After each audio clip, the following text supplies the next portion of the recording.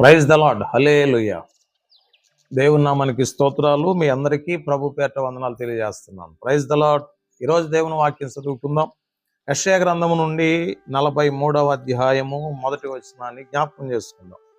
అయితే యాకోబు నిన్ను సృజించిన వాడగు యెహోవా, ఇశ్రాయేలు నిన్ను నిర్మించిన వాడు ఇలాగూ సెలవిస్తున్నాడు, నేను నిన్ను విమోచించి ఉన్నాను, భయపడకము, పేరు పెట్టి నిన్ను పిలిచి ఉన్నాను, నీవు నా సొత్తు. దేవుడు తన పరిశుద్ధ వాక్యమును దీవించునుగాక. ఆమేన్. దేవుని బిడ్డలారా, దయచేసి గమనించండి. దేవుని వాక్యం చెప్తుంది కదా, యాకోబు నేను సృజించిన వాడికి యెహోవా ఎలాగూ సెలవిస్తున్నాడు. దేవుడు మనతో మాట్లాడుతూ ఉన్నాడు. దేవుని బిడ్డలారా, దేవుడు మనల్ని హెచ్చింప చేయాలని ఆశపడుతున్నాడు. దేవుడు మనలను ఉన్నతమైనటువంటి స్థితిలో ఉంచాలని ఆశపడుతున్నాడు. ఆయన అంటున్నాడు కదా దేవుని వాక్యములో, నేను విమోచించి ఉన్నాను. విమోచన అనేది చాలా విలువైనది. దేవుని బిడ్డలారా, విమోచన అనేది చాలా బలమైనది.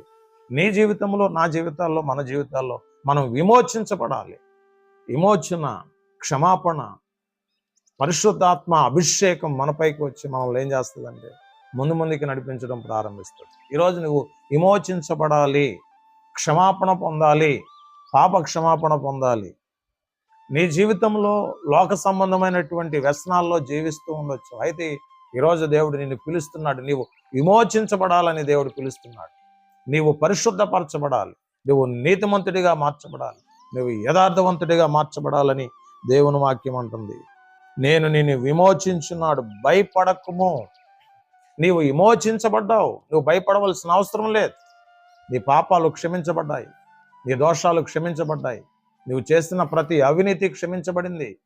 నువ్వు దేవుని సన్నిధిలో రక్షించబడ్డావు, నువ్వు దేవుని సన్నిధిలో బాప్తిసం పొంది ఉన్నావు, నువ్వు వాక్యం చదువుతున్నావు, ప్రార్థన చేస్తావు. నువ్వు భయపడవలసిన అవసరం లేదు. కారణం ఏంటి తెలుసా? దేనికి భయపడవలసిన అవసరం లేదు. పరిశుద్ధాత్మ దేవుడు నిన్ను విమోచించి ఉన్నాడు. ఈరోజు వాక్యం వింటున్న సహోదరుడా, పరిశుద్ధాత్మ దేవుడు నీతో మాట్లాడుతూ ఉన్నాడు. పేరు పెట్టి నేను పిలిచి ఉన్నాను. దేవుడు నిన్ను పిలుస్తూ ఉన్నాడు. నువ్వు అనుకోవచ్చు, నా పేరేం తెలుసు, యేసయ్యకి అనుకోవచ్చు. కానీ నీ పేరు తెలుసు. నీ కుటుంబంలో ఎంతమంది ఉన్నా వాళ్ళ పేర్లు ప్రభువుకి తెలుసు. ఖచ్చితంగా ఆయన పేరు పెట్టి పిలవగలిగినటువంటి సమర్థుడు. ఆయన నిన్ను ఎందుకు పిలిచాడు తెలుసా? నిన్ను ఆశీర్వదించడానికే, నిన్ను దీవించడానికి ఆయన పిలుస్తున్నాడు. నిన్ను అభిషేకించడానికి ఆయన పిలుస్తున్నాడు.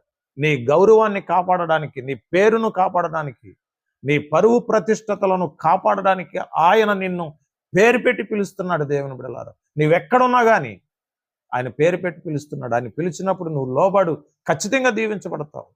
పాపంలో ఉన్నావేమో, శాపంలో ఉన్నావేమో, అంధకారంలో ఉన్నావేమో, ప్రమాదంలో ఉన్నావేమో, కీడులో ఉన్నావేమో, భయంకరమైనటువంటి దుస్థితిలో ఉన్నావేమో, ఈరోజు నిన్నే పేరు పెట్టి ఆయన పిలుస్తున్నాడు. నువ్వు ఎవరివైనా కానీ ఆయన వద్దకు రాగలిగితే నిన్ను ఆయన విమోచిస్తాడు. ఇంకా నువ్వు భయపడవలసిన అవసరం లేదు. నువ్వు ఎక్కడ ఉన్నా దేవుడు నిన్ను పేరు పెట్టి పిలుస్తున్నాడు. దేవుని బిడ్డలారా, నిన్ను పిలిచాడు అనంటే నిన్ను హెచ్చింప చేయడానికే.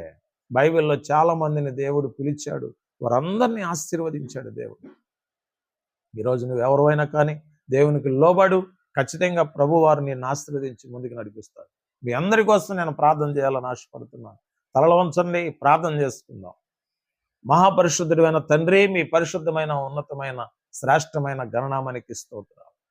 ఈ వాక్య సందేశం వింటున్న మా బిడ్డలందరినీ ఆశీర్వదించండి. వారి అవసరతలు, అక్రతలు యేసు నామములో తీర్చండి. పరిశుద్ధాత్ముడా, అన్ని విషయాల్లో అభివృద్ధి, క్షేమం బిడ్డలకి కలిగి చేయండి. ఎవరైనా శాపములో, పాపంలో, అంధకారములో, చీకటిలో, బలహీనతలో, ప్రమాదంలో, కీడులో చిక్కుకొని ఉంటే నాయన యేసు నామములో వారికి విడుదల ప్రకటిస్తున్నాను. యేసు నామములో ఇప్పుడే స్వస్థత వచ్చును గాక. వారి మీద ఉన్న శాపం, పాపం, అంధకారం, చీకటి శక్తులు, దెయ్యపు శక్తులు, మంత్ర శక్తులు, శాతబడి శక్తులు బిడలను విడిచి పోవునిగాక. యేసు నామములో అద్భుతం బిడల జీవితాల్లో జరుగునుగాక. మీ సేవకుని యొక్క ప్రార్థన అంగీకరించి కృప చూపమని యేసు నామములో అడుగుచున్నాం తండ్రి. ఆమేన్. God bless you.